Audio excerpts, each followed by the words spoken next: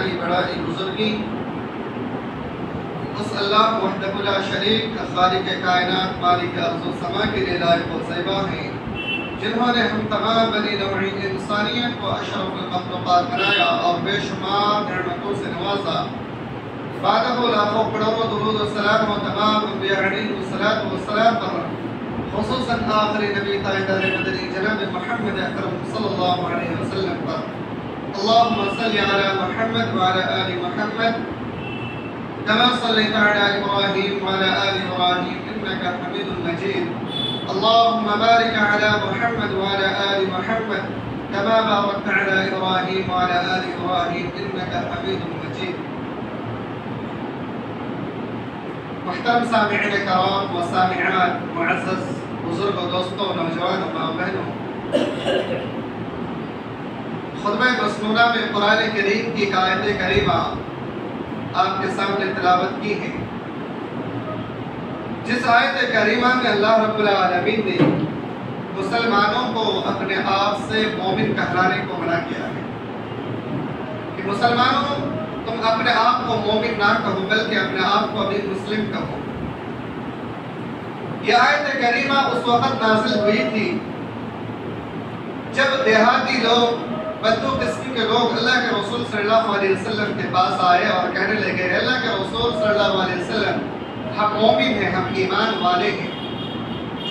اپنے آپ کو لوگوں نے مومن اور ایمان والا کہلایا۔ اللہ رب العالمین نے آیت ہی نازل فرما دی،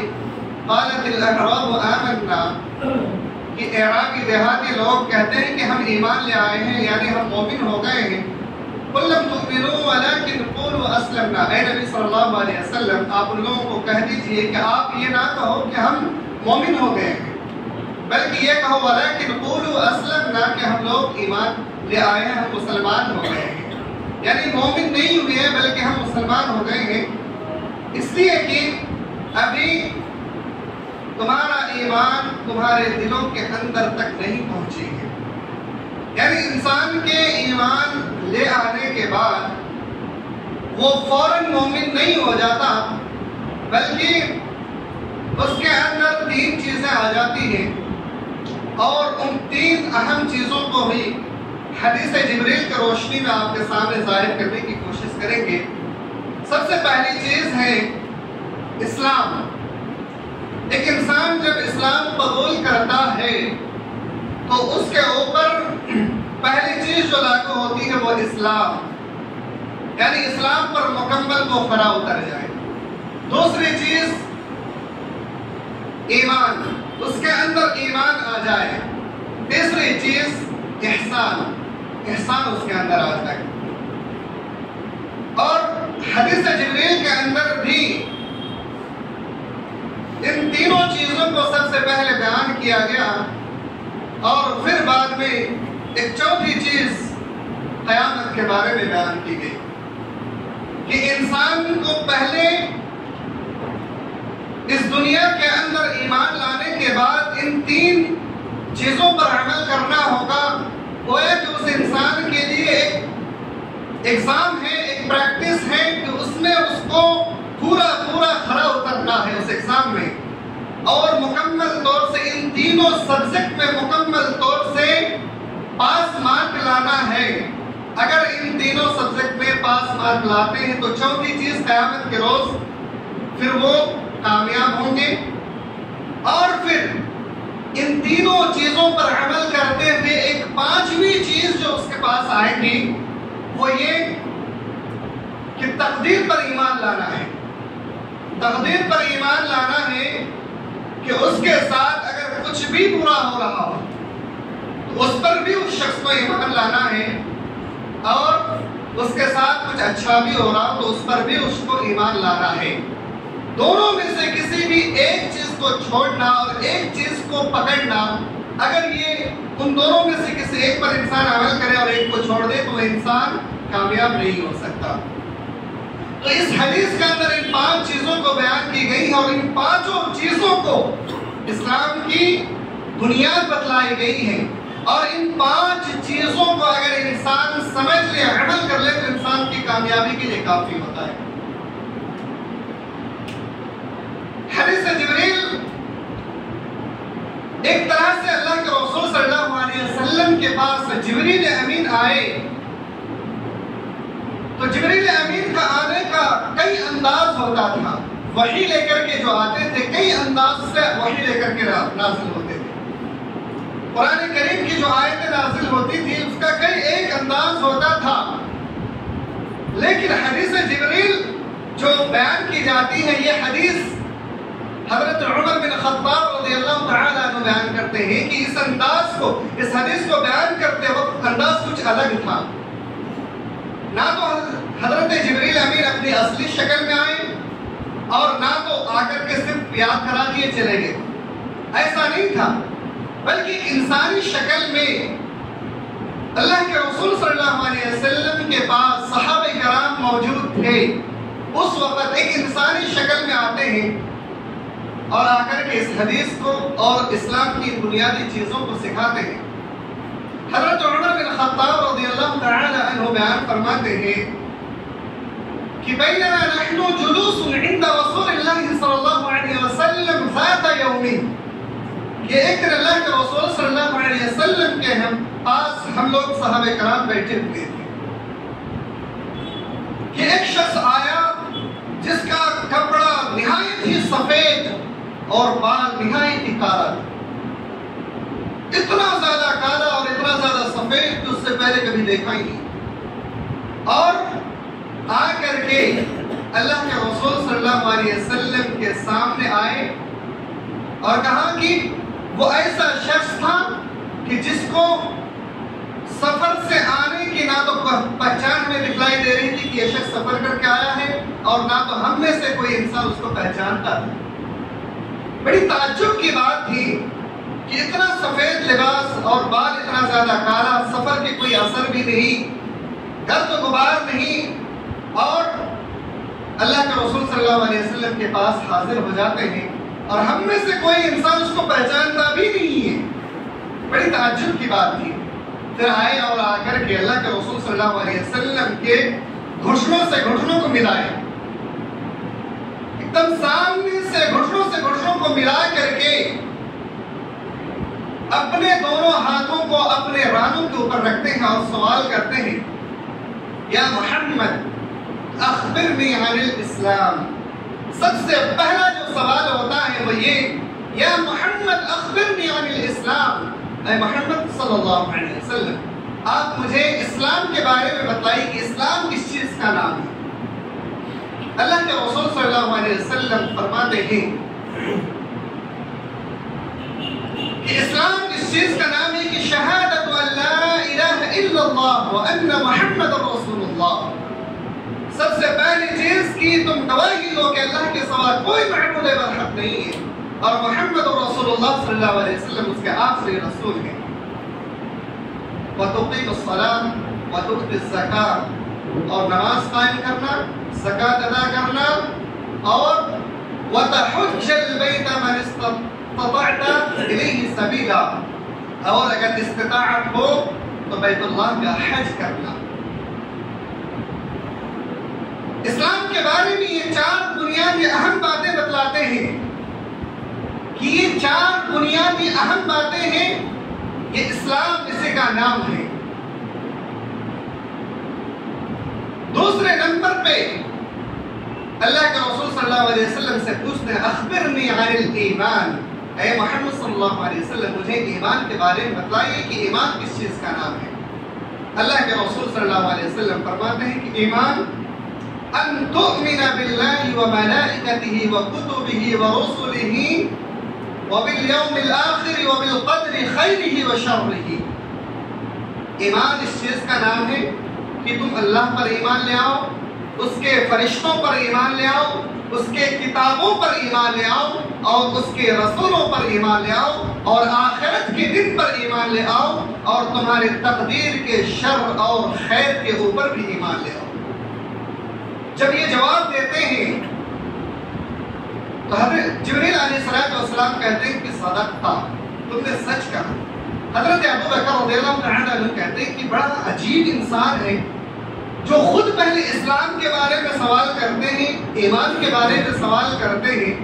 اور خود ہی اس کی تصدیق بھی کرتے ہیں. یہ کیسا معاملہ ہے؟ کسی کو کچھ سمجھ میں نہیں آ رہا ہے کہ ہو کیا رہا ہے، بس سارے لوگ سنے جا رہے ہیں، اللہ کے رسول صلی اللہ علیہ وسلم جواب دیتے ہیں اور حضرت جبریل امین سوال کر رہے ہیں، لیکن کسی کو کچھ نہیں پتا کہ سوال کرنے والا ہے کون، اور تعجب کا اظہار بھی کر رہے ہیں۔ اس کے بعد تیسرے نمبر پہ سوال کرتے ہیں، اخبرنی عن الاحسان، اے محمد صلی اللہ علیہ وسلم آپ مجھے احسان کے بارے میں بتائیے کہ احسان کس چیز کا نام ہے۔ اللہ کے رسول صلی اللہ علیہ وسلم فرماتے ہیں کہ احسان یہ ہے کہ ان تعبد اللہ کأنک تراہ فإنه یراک، اگر تم عبادت کرو اللہ رب العالمین کی تو اس انداز میں عبادت کرو کہ گویا کہ تم اللہ رب العالمین کو دیکھ رہے ہو، اس انداز میں اللہ کی عبادت کرو اور اللہ کے سامنے جھک جاؤ کہ یہ سوچ لو کہ اللہ رب العالمین مجھے دیکھ رہا ہے۔ اور اگر دل میں یہ خیال، یہ وسوسہ نہیں پیدا کر سکتے کہ اللہ رب العالمین کو تم نہیں دیکھ پا رہے ہو، تو یہ سوچ لو کہ تمہیں اللہ رب العالمین دیکھ رہا ہے، اس سوچ کے ساتھ تم اللہ کی عبادت کرو، اس کو احسان کہتے ہیں، اس کی بھی تصدیق کرتے ہیں۔ پھر آگے چوتھا سوال کرتے ہیں، اخبرنی عن الساعہ، اے محمد صلی اللہ علیہ وسلم مجھے آپ قیامت کے دن کے بارے میں بتائیں کہ قیامت کیا چیز ہے، قیامت کب واقع ہوگی۔ اللہ کے رسول صلی اللہ علیہ وسلم فرماتے ہیں مَالْمَسْئُولُ عَنْهَا بِأَعْلَمَ مِنَ السَّائِلِ، یہ تو سوال کرنے والا مسئول سے، جس سے سوال کیا جا رہا ہو اس سے زیادہ سوال کرنے والا بہتر جانتا ہے کہ قیامت کب قائم ہوگی۔ صحابہ کرام سب حیران ہیں، پریشان ہیں کہ یہ ہو کیا رہا ہے، سوال کر رہے ہیں بڑے عجیب انداز میں، تصدیق بھی کر رہے ہیں، اور قیامت کے بارے میں جب آپ صلی اللہ علیہ وسلم نے پوچھا تو آپ صلی اللہ علیہ وسلم نے یہ جواب دیا کہ سوال کرنے والا جس سے سوال کیا جا رہا ہے اس سے زیادہ بہتر جانتا ہے۔ پھر اللہ کے رسول صلی اللہ علیہ وسلم سے ایک سوال کرتے ہیں کہ اخبرنی عن الامارہ، یعنی اس کی نشانیوں کے بارے میں مجھے بتائیے کہ کیا کوئی نشانی ہے، قیامت کب واقع ہوں گی۔ اللہ کے رسول صلی اللہ علیہ وسلم نے صرف دو نشانیاں بتائی، دونوں بڑے عجیب ہیں، دو نشانیوں کے بارے میں بتائی کہ یہ دو نشانیاں ہیں۔ ان دونوں میں سے سب سے پہلی نشانی ان تلد الامۃ ربتہا، سب سے پہلی نشانی ہے کہ لونڈی اپنے مالکن کو جلیں گی، لونڈیاں اپنے مالکن کو جلیں گی۔ اور دوسری نشانی یہ کہ ننگے بدن والے، ننگے جسم والے، ننگے پیر والے فقیر انسان بڑی بڑی عمارتوں کو بنا کر کے اس پر فخر کریں گے۔ اس کے بعد جبریل علیہ السلام وہاں سے چلے جاتے ہیں اور صحابہ کرام آپ صلی اللہ علیہ وسلم خاموش رہتے ہیں۔ خاموش رہنے کے کچھ دیر کے بعد ایک حدیث میں آتا ہے کہ اللہ کے رسول صلی اللہ علیہ وسلم ایک صحابی کو بھیجتے ہیں کہ جاؤ جا کر کے دیکھ کے آؤ کہ وہ انسان راستے میں ہی یا چلا گیا۔ ایک صحابی جاتے ہیں، دیکھ کے آتے ہیں کہ وہ انسان دکھائی نہیں دے رہا ہے۔ دوسری حدیث میں آتا ہے کہ اللہ کے رسول صلی اللہ علیہ وسلم فوراً سوال کرتے ہیں، پوچھتے ہیں کہ اے عمر تم جانتے ہو کہ یہ شخص کون تھا؟ حضرت عمر کہتے ہیں کہ اللہ و رسول اعلم، اللہ اور اس کے رسول زیادہ بہتر جانتے ہیں کہ یہ شخص کون ہے۔ پھر آپ صلی اللہ علیہ وسلم بیان فرماتے ہیں یہ جبریل امین تھے جو تمہارے درمیان آئے ہوئے تھے تمہیں دین سکھانے۔ اب آئیے ان 5 چیزوں کے بارے میں آپ کو بتاؤں کہ ان 5 چیزوں کو سکھانے کا مقصد کیا تھا، اتنی وضاحت کے ساتھ کیوں سکھلائی گئی اور اتنا عجیب و غریب انداز میں سوال کیوں کیا گیا، جواب کیوں لیا گیا۔ سب سے پہلی چیز اگر آپ دیکھیں گے تو سب سے پہلا جو سوال کیا وہ پہلا سوال تھا اخبرنی عن الاسلام، اسلام کے بارے میں، یعنی اللہ کے رسول صلی اللہ علیہ وسلم کو یہ بتانا چاہتے تھے اور صحابہ کرام کو کہ اسلام قبول کرنے کے بعد صرف زبان سے اقرار کر لینے کا نام نہیں ہے بلکہ ظاہری اعمال کا نام ہے۔ اور اس میں جو اللہ کے رسول صلی اللہ علیہ وسلم نے جن جن چیزوں کو گنوایا وہ سارے کے سارے ظاہری عبادت میں، باطنی عبادت نہیں ہے، یعنی اس کو لوگ دیکھ بھی سکتے ہیں اور آپ خود بھی لوگوں کو دکھا کر کے آ سکتے کر سکتے ہیں۔ جیسے سب سے پہلی چیز شہادت اللہ الہ الا اللہ، شہادت کا گواہی دینا۔ یہ جب بھی انسان مسلمان ہوتا ہے تو سب سے پہلا کام اس کو کلمہ پڑھنا ہوتا ہے، اور جب تک وہ کلمہ کسی بڑے عالم کے پاس نہ پڑھے یا کسی ایسے شخص کے پاس جو اس کو دین کے بارے میں نہ بتلایا ہو تب تک کہ وہ انسان مسلمان نہیں ہوتا، یا پھر ظاہری اعتبار سے منہ سے کلمہ نہ پڑھا ہو یہ ظاہری عبادت ہے۔ دوسری چیز نماز قائم کرنا، نماز کو پڑھنا ہے ظاہری اعتبار سے، باطنی اعتبار سے یہ عبادت نہیں ہے۔ اور ظاہری عبادت مسجدوں میں پڑھنے کے لیے کہا گیا ہے کہ فرض نمازیں مسجدوں میں ادا کریں، نفل نمازیں گھروں میں ادا کریں، اور جو فرض نمازوں کو مسجد میں ادا نہیں کرتے ہیں ایسے لوگوں کے بارے میں اللہ نے فرمایا ان المنافقین یخادعون اللہ وهو خادعهم واذا قاموا الى الصلاة قاموا كسالى يراءون الناس ولا يذكرون الله الا قليلا۔ منافقین کو آپ دیکھیں گے کہ منافقین اللہ رب العالمین کو دھوکہ دینے کی کوشش کرتا، حالانکہ وہ خود اپنے آپ کو دھوکہ دے رہا ہے۔ وَإِذَا قَامُوا إِلَى الصَّلَاةِ قَامُوا كُسَالَى يُرَاءُونَ النَّاسَ، اور جب وہ نماز پڑھنے کھڑے ہوتے ہیں تو سستی و کاہلی سے کھڑے ہوتے ہیں، اور لوگ اس کو دیکھ کر کے سمجھ بھی سکتے ہیں کہ یہ دیکھو فلاں انسان جو نماز تو پڑھتے ہیں لیکن کب؟ جب جماعت ختم ہو جاتی ہے، جب نماز کا وقت ختم ہو جاتا ہے، ایسے وقت میں وہ نماز کو پڑھ رہے ہیں۔ اس نے امام کا ساتھ نہیں دیا، اس نے امام کے ساتھ جماعت کا فضیلت حاصل نہیں کیا، اس نے مسجد کی فضیلت حاصل نہیں کی، اس نے فرض نماز تو ادا کی لیکن وقت نکل جانے کے بعد پیچھے آ کر کے اکیلے تنہا پڑھنا پسند کیا۔ ایسے انسان کو اللہ نے منافق کہہ دیا کہ ظاہری اعمال سے آپ دیکھ کر کے سمجھ سکتے ہیں۔ اور صحابہ کرام جب کسی کو پہچاننے کی کوشش کرتے کہ کون ہم میں سے منافق ہے تو دیکھتے کہ جو 2-3 نمازوں میں پیچھے رہ جاتے کہتے کہ ایک ساتھ منافق ہے۔ 2-3 نمازوں میں اگر دیکھ لیتے کہ وہ انسان بار بار وہ پیچھے آ کر کے اکیلے نماز پڑھ رہا ہے یا پھر اس کی جماعتیں چھوٹ جا رہی ہے، ایسے انسان کو کہتے ہیں یہ منافق ہے۔ منافق کی علامت کس کے اندر؟ میرے بھائی اب بتائیے اس ظاہری عبادت میں جس کو اتنا بہترین انداز میں اللہ کے رسول صلی اللہ علیہ وسلم کو صحابہ کرام کو جبریل امین آئے اور سکھا کر کے گئے، اس عبادت کو ہم اور آپ کتنا زیادہ عمل میں لاتے ہیں اور کس انداز میں عمل میں لاتے ہیں؟ ہمارا انداز نماز تو ہوتا ہے، ہمارا انداز تو عبادت کا ہوتا ہے، لیکن عبادت کا جو انداز ہے وہ غلط ہو جاتا ہے۔ یعنی جس وقت میں ہمیں عبادت کرنی ہے اس وقت کو چھوڑ کر کے ہم بعد میں آخر میں اور تنہا نماز پڑھنا پسند کرتے ہیں، کسی بھی وجہ سے گھروں میں پڑھ لیتے ہیں، اکیلے آ کر کے تنہا نماز پڑھنا پسند کرتے ہیں، امام کے ساتھ نماز نہیں پڑھتے ہیں۔ جبکہ اللہ رب العالمین نے ایک اور مقام پہ اپنے مومن بندوں کو جو باجماعت نماز ادا کرتے ہیں اس کے لیے بھی بیان فرمایا فی بیوت اذن اللہ ان ترفع ویذکر فیہا اسمہ یسبح لہ فیہا بالغدو والآصال، کہ وہ ایسے گھروں میں اللہ کی عبادت کرتے ہیں، نماز قائم کرتے ہیں جہاں پر اللہ کے نام کو بلند کیا جاتا ہے اور اللہ کے ذکر و اذکار کیے جاتے ہیں، اور صبح شام کو مسجدوں میں آ کر کے اللہ کی عبادت کی جاتی ہے۔ تو مسجدوں میں عبادت کرنا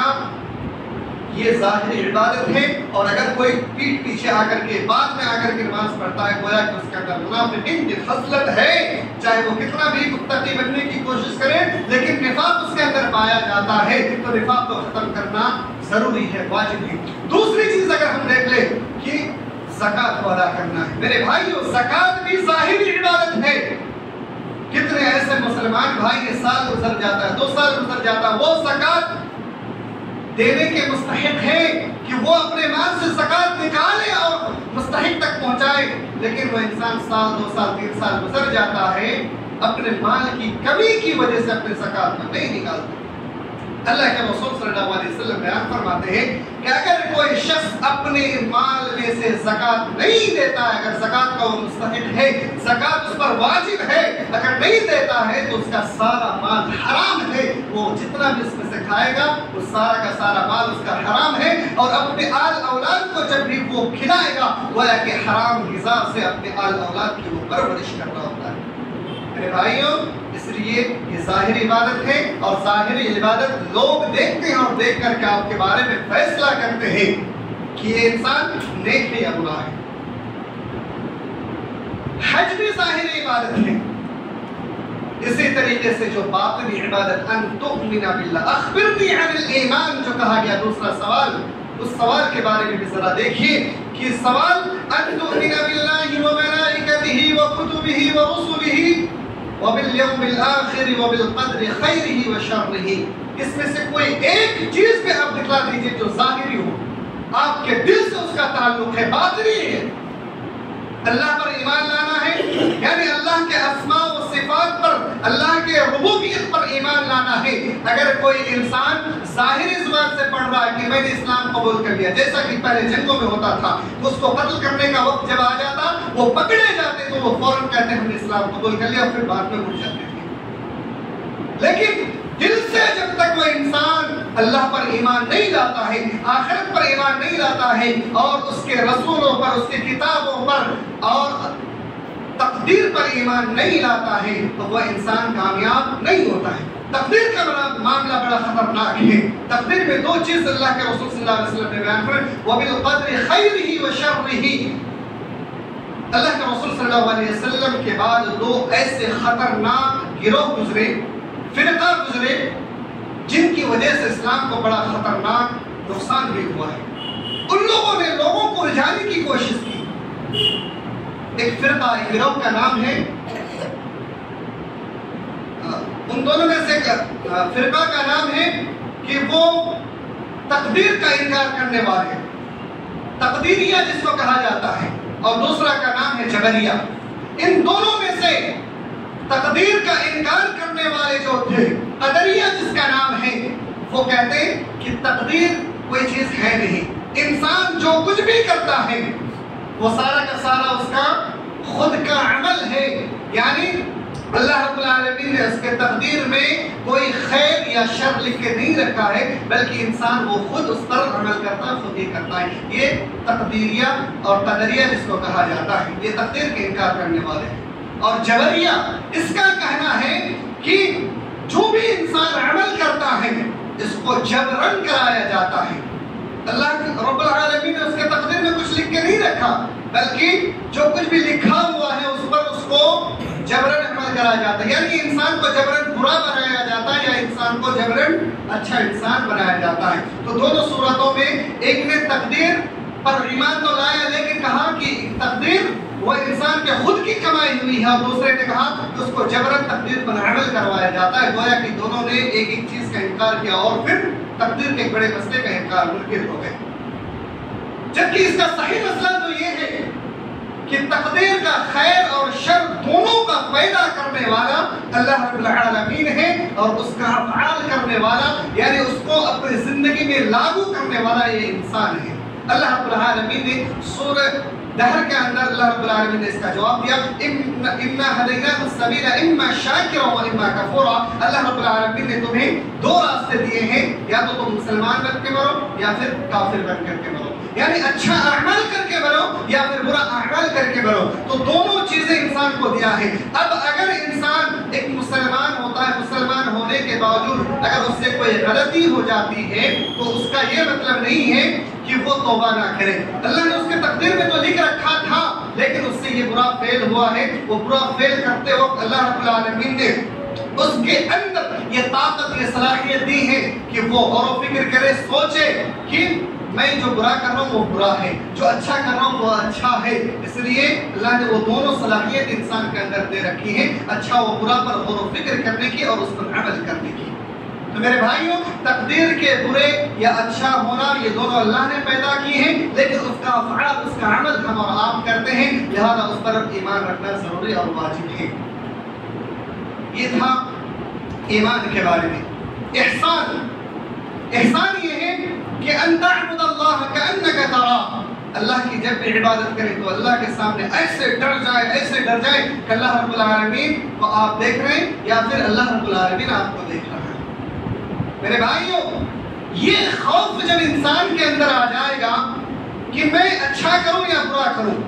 انسان برا بن کے جائے گا کہاں؟ مر کر بھی جہنم میں جانا، جہنم بھی اللہ نے بنائی ہے۔ آخر اللہ رب العالمین کے چنگل سے کوئی انسان بچ نہیں سکتا، اللہ رب العالمین کی پکڑ سے کوئی محفوظ نہیں ہے۔ اگر وہ برا بھی ہو رہا ہے تب بھی اللہ کے پاس ہی لوٹ کر کے جانا ہے، اچھا انسان ہو رہا ہے تب بھی اللہ رب العالمین ہی کے پاس لوٹ کر کے جانا ہے۔ اور ہم جب ایک انسان انتقال ہوتا مرتا اس پر بھی یہی دعا پڑھتے ہیں، اِنَّا لِلَّهِ وَإِنَّا إِلَيْهِ رَاجِعُونَ، ہم سب اللہ کے لیے ہیں اور ہم سب کو اللہ کی طرف ہی لوٹ کر کے جانا ہے، یعنی